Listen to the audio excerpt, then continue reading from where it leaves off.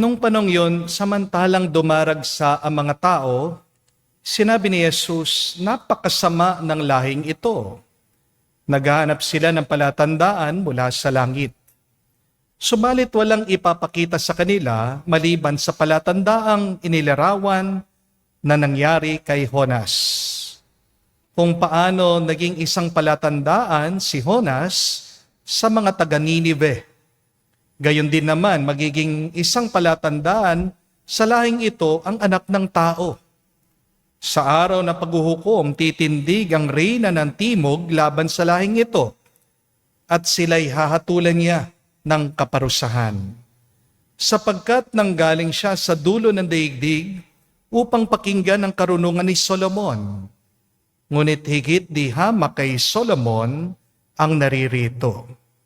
Sa araw ng paghuhukom ay titindig ang mga taga-Ninive laban sa lahing ito at hahatulan ng kaparusahan sapagkat nagsisi sila dahil sa pangangaral ni Jonas. Ngunit higit na di hamak kay Jonas ang naririto. Mga kapatid, ang mabuting balita ng ating Panginoon. Pinupuri ka namin, Panginoong Hesukristo. Magandang araw po muli sa inyong lahat. May tanong lang po ako. Naranasan niyo na po ba na para bang kinakausap ka ng Diyos? Yung bang parang may paulit-ulit kang naririnig sa puso mo? Hindi naman pong boses na literal, ha? Para bang may kutob ka? May bulong sa iyong damdamin. Para bang may pinapaalala ang Panginoon sa iyo. Naranasan niyo na po ba yon? Ako po, minsan, nararanasan ko po yan. Meron po mga pagkakataon na kung saan prepared na ako sa aking homily. Ayos na po, planchado na, ready na. Pero habang nagbabasa po yung lektor dito sa harap, ako po ay nakaupo doon. Para bang merong ibang pinapaisip ang Diyos sa akin. At doon po nagsisimula ang labanan sa aking kalooban. Habang tahimik po ang simbahan, nakikinig sa salita ng Diyos, ako naman po nakikipag-away sa Diyos. Kasi sinasabi ng Diyos, itong sabihin mo. Habang ako naman po, sinasabi ko sa Diyos, Lord, prepare na ako eh. At dagdag ko pa, Lord, baka magkamali ako sa aking sasabihin, nakakaya. Lord, baka hindi ko kayang tapusin ang aking homily. Baka wala pong landing yan. Baka maboring yung mga tao. Pero, para ba sinasabi pa rin sa akin ng Diyos, sa puso ko, magtiwala ka. Kasi, hindi naman ikaw yung nag-homily. Ako.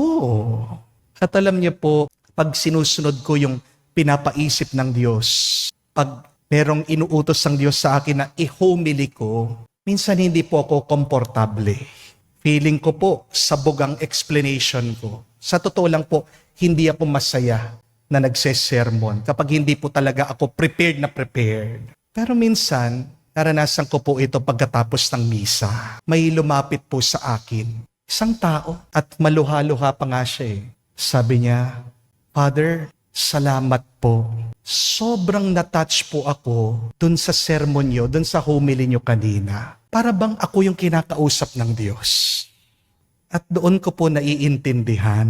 Kapag nagsasalita ang Diyos, kailangan sumunod ako. Kasi hindi lang yon para sa akin, para ito talaga sa iba. Amen? Mga kapatid, lahat po tayo kinakausap ng Diyos. Araw-araw. Ang problema lang, marami sa atin nagbibingi-bingian. O kaya naman, marami po sa atin distracted sa buhay.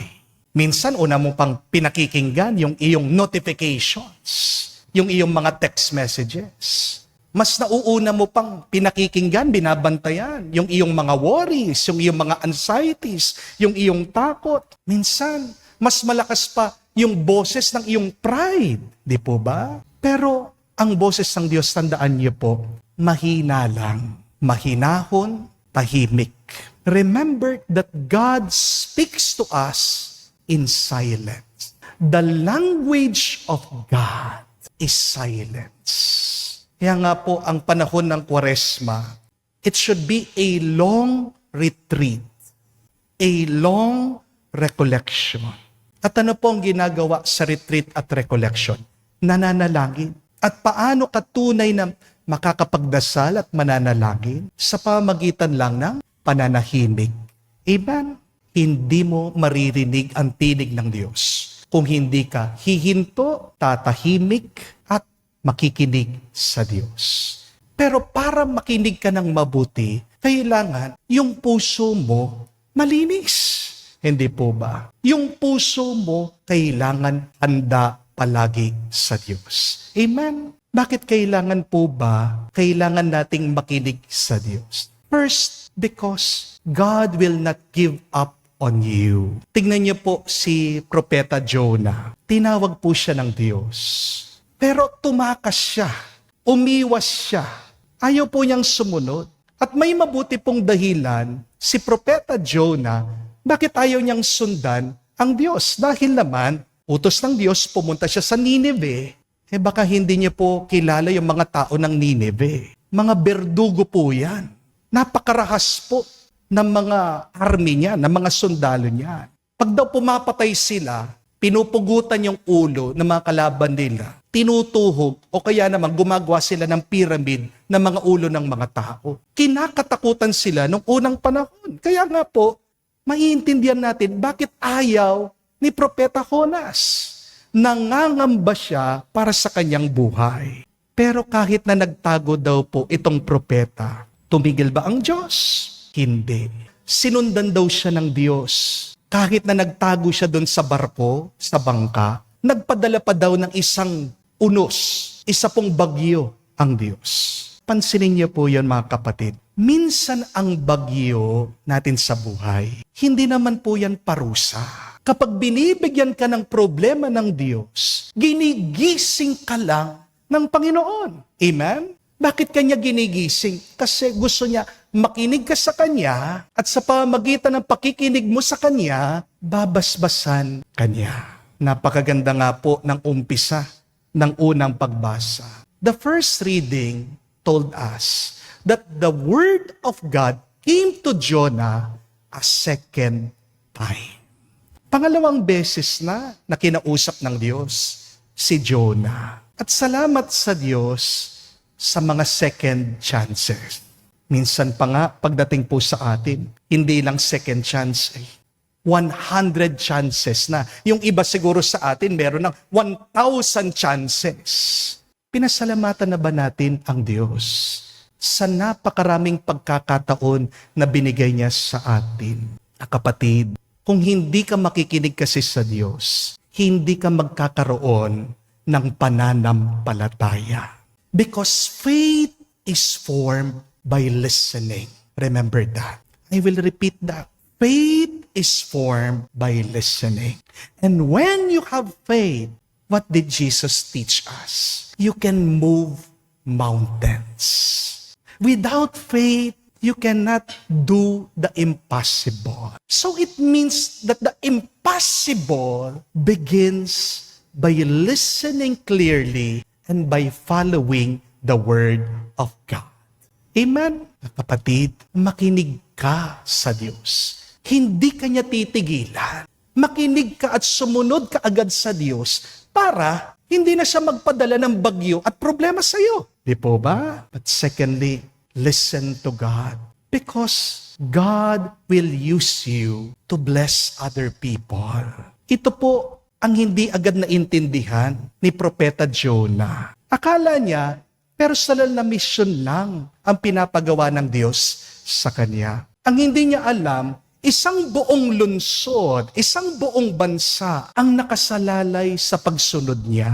Hindi ko po makalimutan ito. Meron pong isang negosyante ang nagbigay ng testimonya ng kwentong ito. Habang daw po itong businessman, nagmamaneho siya sa expressway. May nakita po siya kalayuan, isa pong sasakyan nakahinto. At naramdaman po niya sa kanyang loob, parang binubulungan daw siya ng Diyos. Huminto ka, lapitan mo yung kotseng yun, kumustahin mo yung nakasakay. Ito pong businessman, siyempre, meron siyang trabaho, meron po siyang meeting, nagmamadali siya, umaayaw siya. Pero paulit-ulit pa rin po talagang kinakain ang kanyang konsensya. Hanggang pumayag siya, huminto daw yung negosyante doon sa likuran ng kotse. At paglapit po niya doon sa sasakyan, alam niyo nakita niya, dalawang maliit na bata nandoon po sa backseat. At yung nandun sa manibela, isa pong babae, yung nanay, tulala, nakatingin lang diretsyo sa daan. At ito pong negosyante, kinatok yung pong window, tinatanong, "Ma'am, okay lang po ba kayo? May problema po ba? Ano po yung maitutulong ko?" Binaba daw po ng babae yung window niya. Tumiiyak siya, humahagulgol. Alam niyo, sabi niya, "Alam niyo po, gusto ko na magpakamatay." Pinakita niya yung baril, nasa hita niya. Sabi niya, "Pero bago ko iputok yung baril, bago ako mag-suicide, nagdasal muna ako sa Diyos. Sabi ko, Lord, bigyan niyo ako ng sign. Kung meron pong isang tao na hihinto, kukumustahin ako, magpapatuloy po ako, lalaban pa rin ako." Sabi ng babae, "Salamat po, hinintuan niyo ako. Kayo ang sign ng Diyos." Mga kapatid, isang paghinto lang yon. Isang pakikinig lang sa Diyos. Merong buhay na naligtas.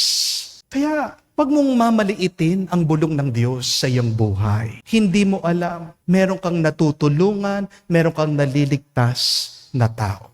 Remember, obedience can change many lives. The grace of God flows when a person becomes obedient to Him. Yan ang sumunod po si Jonah. Narinig po natin. Yung mga tao daw na nakarinig, agad po nagbalik loob sa Diyos. At hindi niyo po ba napansin? Kumalat yung mensahe, yung salita ng Diyos, nakarating sa hari. Hari na yan, ha? Sino pong makakaisip na bumaba daw siya sa trono niya, inalis niyang balabal niya, inalis niya yung magara niyang damit, umupo daw po sa abo, siya'y nagsisi, siya'y nag-ayuno, nagbalik loob sa Diyos. Yun po ang milagro ni Jonah. Yan ang milagro pag sumusunod ka sa kagustuhan ng Diyos. Kumakalat ang grasya, kumakalat ang bendisyon ng Diyos. Isang tao lang ang sumunod. Isipin nyo, isang buong lungsod, isang buong bansa ang nagbago. Paano pa kaya kung tayong lahat, sabay-sabay tayong sumusunod sa Diyos? Mas marami pang grasya at himala ang ating mararanasan. Amen? Ganito kumikilos ang Diyos. Hindi kailangan ng Diyos ang napakaraming tao. Ang kailangan lang ng Diyos, isang tao na marunong makinig, marunong sumunod sa Kanya. Amen? Hari nawa, pinagdarasal ko, isa ka sa marunong makinig, marunong sumunod sa Diyos. Kaya sa banal na misa pong ito, maganda pong pagmulihan. Tanong natin sa ating sarili, ano ba ang mensahe ng Diyos na matagal ko nang iniiwasan? Sino yung taong kailangan kong patawarin? May kasalanan ba akong kailangan ko ng talikuran, iwanan? May tawag ba ang Diyos sa akin na matagal ko nang tinatakbuhan? Sino yung tao na kailangan kong kumustahin o kausapin? Kapatid, huwag na nating hintayin na magkaroon ng bagyo sa ating buhay bago tayo makinig sa Diyos. Amen? Huwag mo nang hintayin na ikaw ay masaktan, magkaroon ng problema o pagsubok bago ka sumunod sa Diyos. Tandaan natin, God speaks quietly, but His message saves loudly.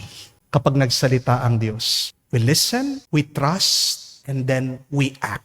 Because when God speaks to you, He is not only changing your life, God is using you. Kaya kapag dumating muli ang salita ng Diyos sa inyo pong puso, huwag mo nang ipagpapaliban. Sumunod ka na. Nauna, dahil baka ikaw ang hinihintay na sagot ng dasal ng ibang tao.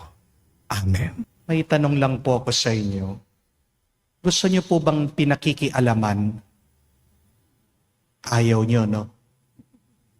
Pero pag matanda na kayo, pag mag-isa kayo, di ba, naghahanap kayo, sana may makialam naman sa akin. Sana may mangumusta naman sa akin. When nobody is checking on you, that is loneliness. That is misery. Napasalamat ka kung pinakikialaman ka pa ng asawa mo. Kasi ibig sabihin, mahal ka niya. Pasalamat ka pag merong pang nagsesermon sa'yo, tinuturuan ka, pinagsasabihan ka, kesa doon sa wala nang pumapansin sa'yo. Di po ba? Huwag natin mamasamain yung pagsasalita ng ibang tao sa atin. Ganyan din. Huwag natin mamasamain at pahalagan natin ang paulit-ulit na tawag at tinig ng Diyos sa ating mga puso. God loves us. And the sign that He loves us is His constant communication, talking to us. Kaya ang tanong, ano yung mensahe ng Diyos sa'yo? Anong pinapagawa ng Diyos sa'yo ngayon? Ano ang sinasabi ng Diyos sa'yo na kailangan mong gawin? Gawin mo yan. Huwag ka na maghihintay na magpadala siya ng problema, ng bagyo sa'yo, bago ka magising. Kasi ang pagsunod mo sa Diyos, ikaw din naman ang pagpapalain. Di po ba? At pag sumunod ka sa Diyos, kita nyo, balikan nyo yung kwento ni Jonah. Ang daming taong pinagpala, ang daming taong benendisyonan ng Diyos. Obey, so that the grace of God will flow. What does the Lord wants you to do today? May that be our assignment for today. Sumunod sa Diyos at susunod na aapaw ang kanyang pagpapala, ang kanyang grasya. Gamit ka, gamit ang buhay mo.